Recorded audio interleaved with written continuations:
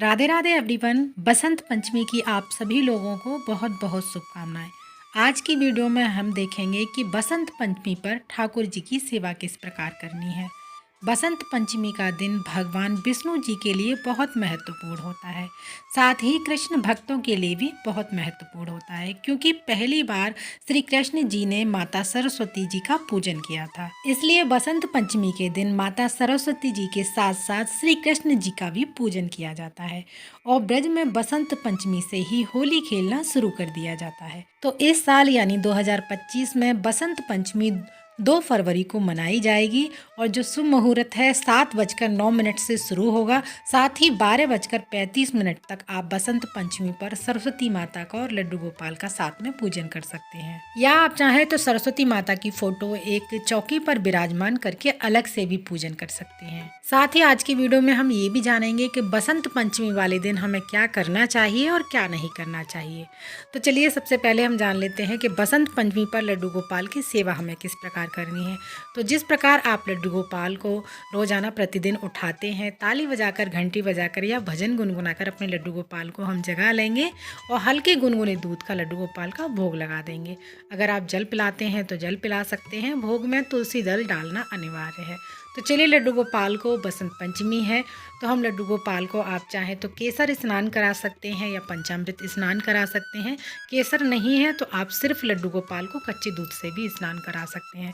और साथ में ही हमें लड्डू गोपाल के लिए हल्का गुनगुना जल भी ले लेना है, जिससे हम लड्डू गोपाल को अंत में स्नान कराएंगे। जिस पात्र में आप लड्डू गोपाल को स्नान कराते हैं उस पात्र में या तो आप स्वास्तिक बना सकते हैं चंदन से, या फिर फूल बिछाकर, फूल रखकर अपने लड्डू गोपाल को स्नान करा सकते हैं। मैंने यहाँ पर बर्तन में फूल डाल दिए हैं, उसके बाद लड्डू गोपाल को विराजमान किया है और मैं यहाँ पर कच्चे दूध से लड्डू गोपाल को स्नान कराऊंगी। दूध से स्नान कराने के बाद में अगर आपके पास फूल और भी हैं तो आप कच्चे दूध में और जल में डालकर भी लड्डू गोपाल को स्नान करा सकते हैं। जल को आप हल्का गुनगुना गर्म कर लीजिएगा, जिससे हमारे लाला को सर्दी नहीं लगेगी। तो मैंने यहाँ पर गर्म जल कर लिया था और उसके बाद में हम सादा जल से लड्डू गोपाल को स्नान कराएंगे।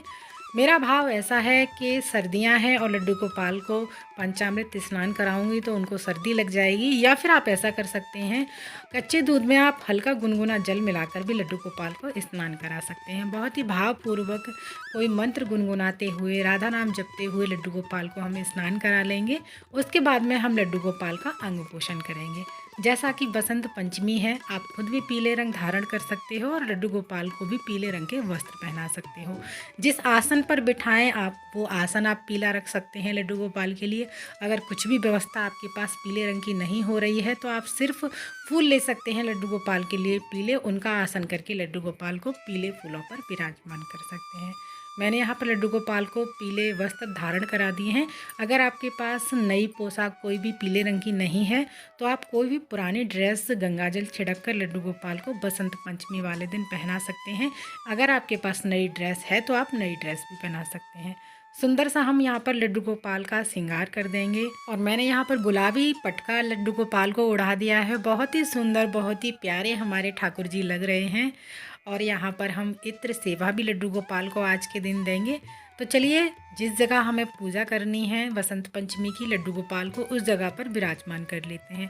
आप चाहें तो थोड़ी बहुत डेकोरेशन कर सकते हैं। मैंने यहाँ पर ग्रीन मैट बिछा दी है और लड्डू गोपाल का जो फूल बंगला है उसको लगा देंगे। ये फूल बंगला मैंने घर पर ही बनाया था, इसका वीडियो भी मेरे चैनल पर है।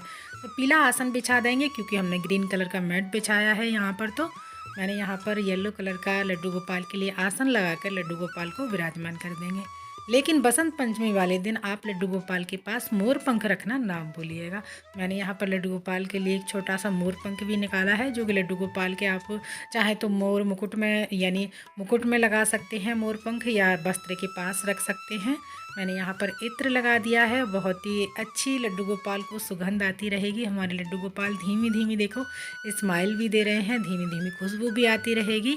और साथ ही यहाँ पर बंसी धारण करा देंगे लड्डू गोपाल को, मोर पंख दे देंगे हाथ में, या फिर आप मुकुट में लगा सकते हैं या पास में रख सकते हैं। माघ माह का जो महीना होता है अपनी धार्मिक और संस्कृति धरोहर के लिए बहुत महत्वपूर्ण होता है। यह माह खास तौर पर देवी सरस्वती की पूजा के लिए जाना जाता है, क्योंकि इस महीने के शुक्ल पक्ष की पंचमी तिथि को बसंत पंचमी का उत्सव धूमधाम से मनाया जाता है। बसंत पंचमी का दिन ज्ञान, सरस्वती और कला की देवी माता सरस्वती को समर्पित किया जाता है। धार्मिक ग्रंथों के अनुसार इसी पावन दिन पर माता सरस्वती प्रकट हुई थी, इसलिए इसे सरस्वती जयंती के रूप में भी मनाया जाता है। इस दिन को ज्ञान और विद्या की प्राप्ति के लिए माना जाता है। तो सबसे पहले हम यहाँ पर दिया जला लेंगे, धूप जला लेंगे। कोई भी पूजा प्रारंभ करने से पहले अग्निदेव का आवाहन किया जाता है, यानी दीपक जलाया जाता है। यहाँ पर लड्डू गोपाल को चंदन का तिलक लगाएंगे, रोली का तिलक लगाएंगे।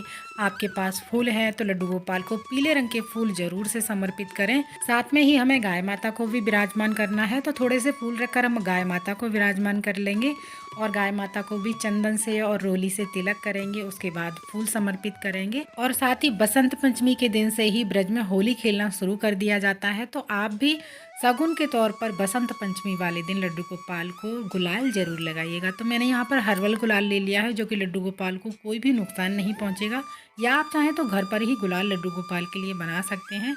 इसका वीडियो भी मेरे चैनल पर पड़ा हुआ है, लास्ट ईयर डाला था और इस बार भी मैं डाल दूंगी। गुलाल लगाने के बाद में लड्डू गोपाल के पास ही हम गुलाल रख देंगे। और साथ में बसंत पंचमी वाले दिन पीले यानी बसंती चावलों का लड्डू गोपाल को भोग लगाया जाता है माता सरस्वती को, यानी पीले रंग का कोई भी भोग लड्डू गोपाल को आप लगा सकते हैं। पीली मिठाई का भोग लगा सकते हैं। जो भी भोग आप लड्डू गोपाल को लगाएं उसमें तुलसी दल जरूर रखिएगा। उसके बाद में ऋतु अनुसार जो भी आपके पास फल हैं वो लड्डू गोपाल को हम फलों का भोग लगा देंगे। और अब हम आरती करेंगे। तो बहुत ही प्रेम पूर्वक, भाव पूर्वक हमें लड्डू गोपाल की आरती करनी है। तो आप यहाँ पर ओम जय जगदीश हरे की भी आरती कर सकते हैं, या माता सरस्वती की आरती गा सकते हैं। जो भी आपको आरती आती है वो यहाँ पर हम लड्डू गोपाल की बहुत ही भाव पूर्वक आरती करेंगे। आरती करने के बाद में हाथ जोड़कर पूजा में रही कमियों के लिए हम क्षमा याचना करेंगे। साथ ही हम पूजा में दक्षिणा समर्पित करेंगे लड्डू गोपाल को, क्योंकि दक्षिणा हमारी पूजा में रही कमियों को पूरा करती है। उसके बाद में एक लोटा जल हम सूर्य भगवान को समर्पित करेंगे। पूजा करने के बाद जब दिया शांत हो जाएगा, जो भी भोग प्रसाद आपने लड्डू गोपाल को चढ़ाया है या सरस्वती माता को चढ़ाया है वो हम घर के सभी सदस्यों में बांट देंगे, और दक्षिणा आप किसी कन्या को दान कर सकते हैं।